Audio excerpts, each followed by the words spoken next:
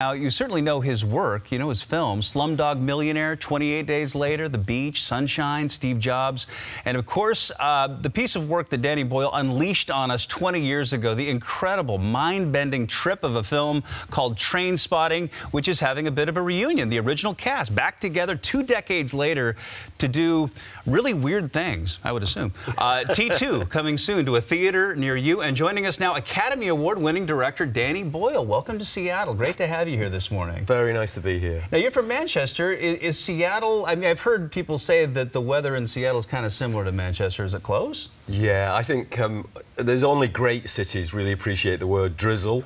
You know what? Only the great ones. Only the great ones. I grew up with a lot of drizzle, so I recognise the feeling, yeah. But you know Seattle a little bit. You've been here. I have been a few times, actually, and I love is it your library, the Ron Koolhaas building, the collapsed egg box thing? It's fantastic. I love that. And I remember going in there they were so kind, people.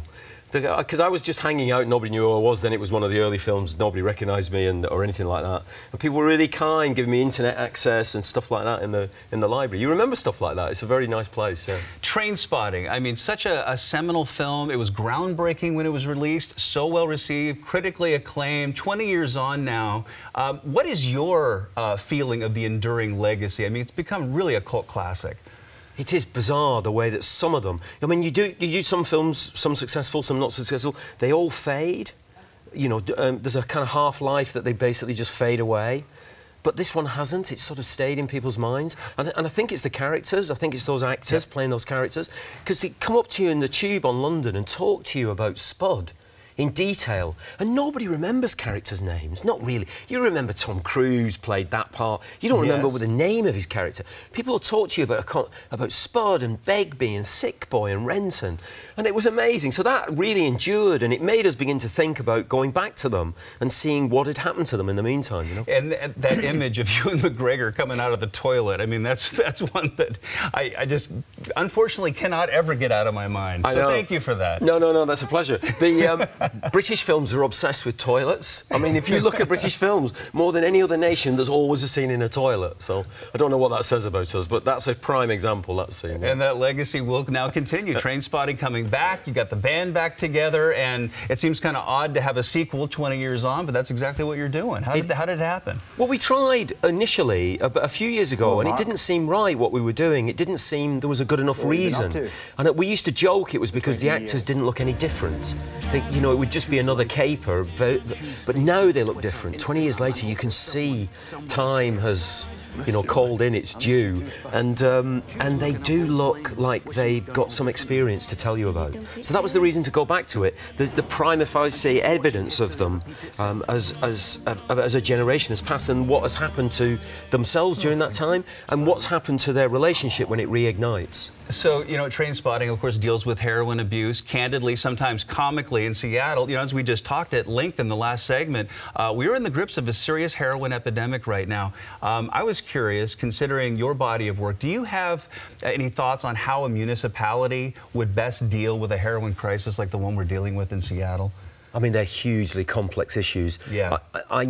My own experience of making a couple of films that revolve around people who are addicts is that it will always be with us, you know. You can't, however much you wish it wasn't, it will always be with us, you know. And the people who fall prey to it are actually our most vulnerable people, really. And it's sometimes easy to forget that in an era or an age of intolerance. But you have to remember it's the most vulnerable people. And there's no prescribing who those people quite will be.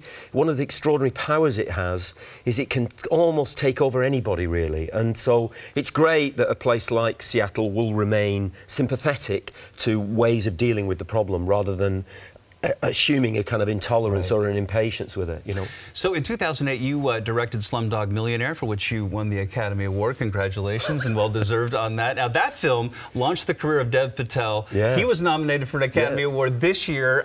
What kind of gratification do you get from watching your protégés reach such heights? I mean, Ewan McGregor's another example of that, right? Yeah, I wish I could take credit for all of them. It's like, but you do feel a kind of buzz, really, when you see them achieve something. There's another one. In the new film, Kelly MacDonald makes a return because in the first film, she was actually just someone we found in a hairdresser's. You know, she'd never even thought about acting. And then a few years later, I saw her. I was walking down Hollywood, Sunset Boulevard, and I saw her name in a poster for a Robert Altman film and then for a Coen Brothers film. And I remember stopping and feeling like teary with pride that she'd achieved that. So yeah, and you feel it about Dev as well, who's gone on. He's a wonderful guy as well, and very, very. They're talented. You know, you kind of you help a little bit, but it's their talent that kind of gets them where they deserve to be. Danny Boyle, great to have you. Thank you so much for your time. Thank you very much. Really great to chat with you. And T2 Trainspotting opens in theaters here in Seattle on March 31st. It's opening in limited releases around the country right now, but here in Seattle on March 31st, and I cannot wait to see it.